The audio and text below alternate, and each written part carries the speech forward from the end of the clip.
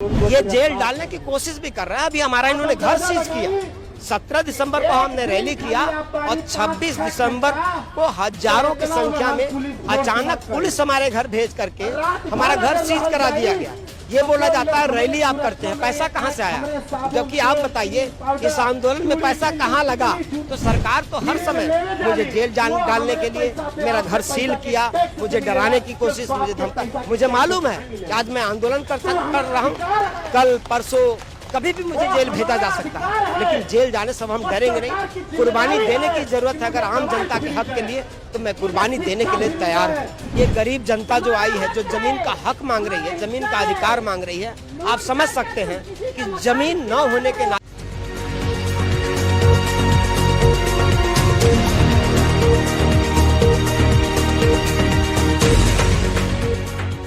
तगड़ी रैली कहें, जनसभा कहें, इसके बाद का आपका क्या प्रतिक्रिया है? आज ये जो हम लड़ाई लड़ रहे हैं, गरीबों की लड़ाई लड़ रहे हैं। जो दलित है, पिछड़ा है, गरीब है, मजदूर है, भूमिहीन है, उन हर भूमिहीन परिवारों की हम लड़ाई लड़ रहे हैं और जाति समाज के लोगों की लड़ाई लड़ रहे हैं जो गरीब है।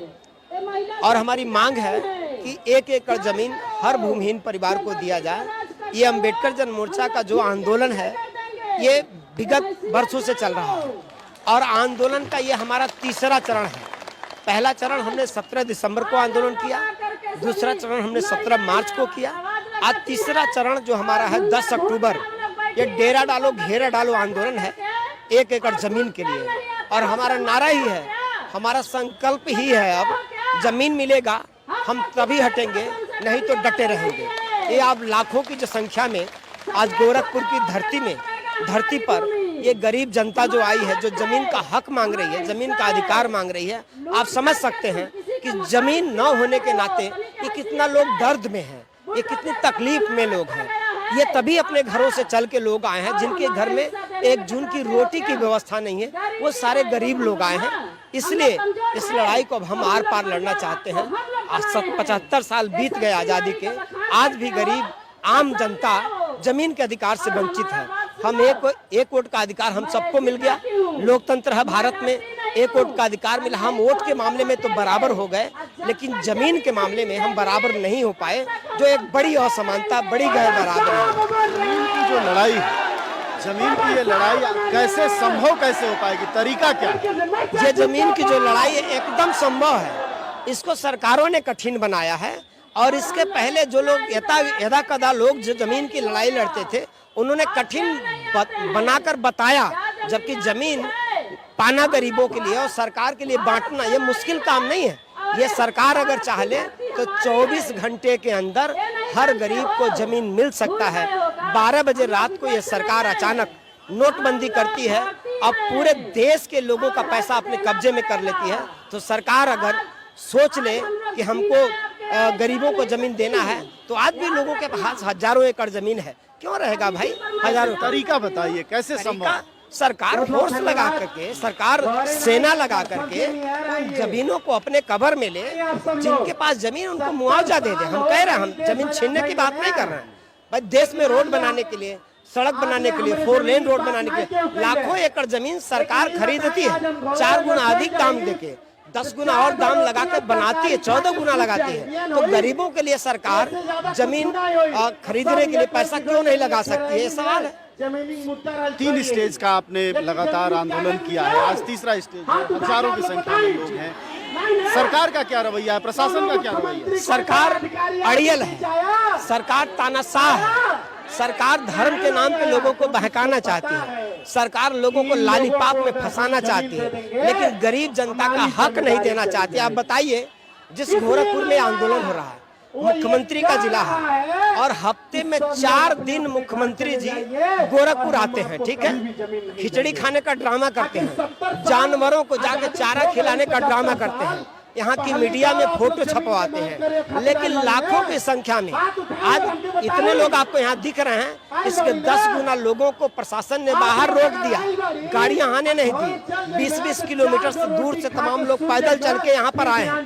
तो ये जो मुख्यमंत्री हैं, उनको जानवर को चारा खिलाने के लिए समय है, लेकिन मुख्यमंत्री के घर में जहाँ वो 4 दिन हफ्ते में आते हैं, करोड़ों रुपया हवाई जहाज की यात्रा में बर्बाद करते हैं गरीब जनता का। कहने के लिए तो संत हैं, कहने के लिए त्यागी हैं, लेकिन आप बताइए कि ये लाखों की संख्या में, हजारों की संख्या में गरीब जनता आई है, वो कैसा मुख्यमंत्री है, वो कैसी सरकार है जो गरीब जनता के बीच में नहीं आ रही है। तो हम सरकार को लाना चाहते हैं जनता के बीच में। जबकि जमीन की इस मांग को आपने एक बड़ी मांग बना दी है, तो अगले स्टेज की क्या लड़ाई होगी और टकराहट में जाएंगे? ये जो स्टेप है, आर पार का स्टेप, ये आंदोलन ही डेरा डालो घेरा डालो है। हम जाएंगे नहीं।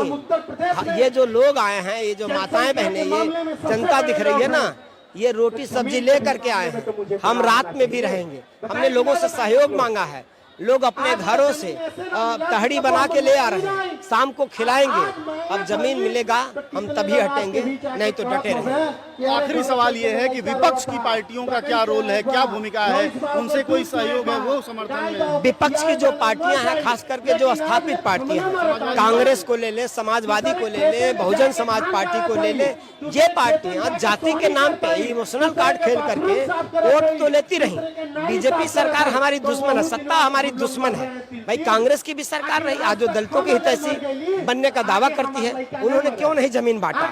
वो भी भीख देते रहे, भिक्षा देते रहे। सपा की सरकार रही, उन्होंने जमीन क्यों नहीं दिया? वो भी भीख देते रहे, वो भिक्षा देते रहे। बसपा की सरकार 4 बार रही, जिस बसपा को गरीबों ने चंदा दिया, उनका नारा लगाया, उनका झंडा लगाया।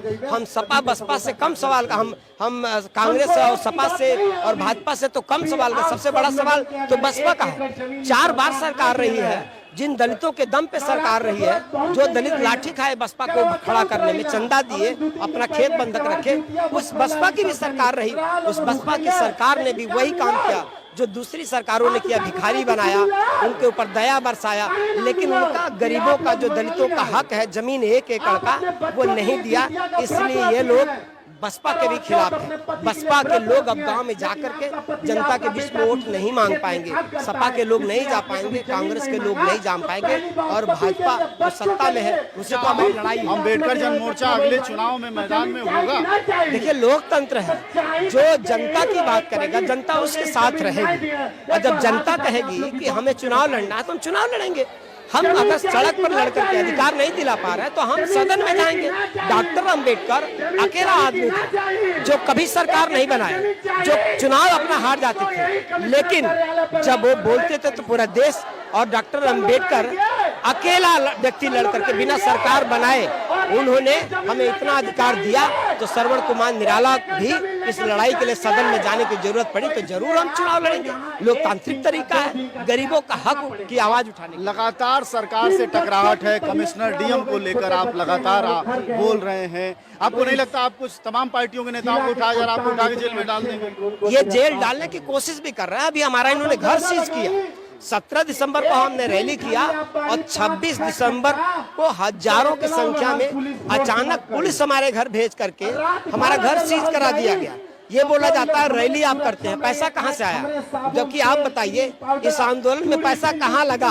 मुद्दे की बात है, गरीबों के हक की बात है। ये अपना टेम्पू का भाड़ा खुद लगा के, श्रवण कुमार निराला का इसमें कोई रोल नहीं है। हाँ, श्रवण कुमार निराला ने इनको अधिकार के लिए जागरूक किया है। तो सरकार तो हर समय मुझे जेल डालने के लिए, मेरा घर सील किया, मुझे डराने की कोशिश, मुझे धमका। मुझे मालूम है कि आज मैं आंदोलन कर रहा हूँ, कल परसों कभी भी मुझे जेल भेजा जा सकता है, लेकिन जेल जाने से हम डरेंगे नहीं।